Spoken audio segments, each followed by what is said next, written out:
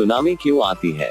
Fact number 1, क्या आप जानते हैं जब धरती हिलती है तो भूकंप आता है और जब यही भूकंप समुद्र में आता है तो सुनामी बन जाता है। यानी समुद्र में उठा तूफान ही सुनामी कहलाता है। समुद्री तूफान को जापान में सुनामी कहा जाता है।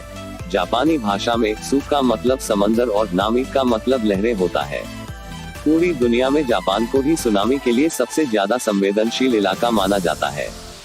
जापान में अब तक लगभग 200 बार सुनामी अपना कहर बरसा चुका है। जब समंदर के गर्भ में तेज हलचल होती है तो समंदर की ऊंची लहर समंदर के किनारों को अपनी चपेट में ले लेती है। हालांकि जब समंदर में ज्वार आता हो तो भी समंदर में ऊंची लहरें उठती है। समंदर में ज्वार आने की वजह चांद, सूरज और ग्रहों के गुरुत्वाकर्षण का प्रभाव होता है, लेकिन सुनामी की वजह गहरे समंदर पर भूकंप का असर ही होता है।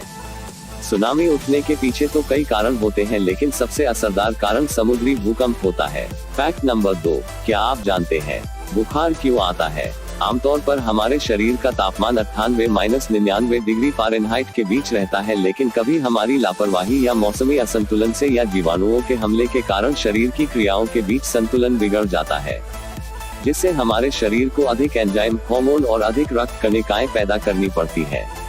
ये सब बीमारियों से मुकाबला शुरू कर देते हैं। फलस्वरूप रक्त का शरीर में प्रवाह जाता है, सांस तेज चलने लगती है और इन क्रियाओं के क्रम शरीर का तापक्रम बढ़ जाता है। इस बढ़े हुए तापक्रम को ही बुखार कहा जाता है। फैक्ट नंबर 3, क्या आप जानते हैं याददाश्त क्यों चली जाती है? मनुष्य के मस्तिष्क में कुछ ऐसी कोशिकाएं पाई जाती हैं जो आंखों द्वारा देखी गई जानकारियों का संग्रह करती हैं।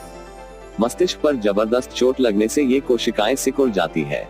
इस कारण आंखों द्वारा देखी गई जो जानकारी एकत्र की गई होती है खत्म हो जाती है और इसी को याददाश्त जाना कहते हैं। फैक्ट नंबर 4, क्या आप जानते हैं इंसानी हड्डी सीमेंट से 8 गुना ज्यादा शक्तिशाली होती है? फैक्ट नंबर 5, क्या आप जानते हैं वैसे तो ट्रैफिक जाम आम बात है, पर 2010 में चीन के शंघाई शहर में 100 किलोमीटर तक लंबा ट्रैफिक जाम लगा था। यह जाम 12 दिन तक रहा।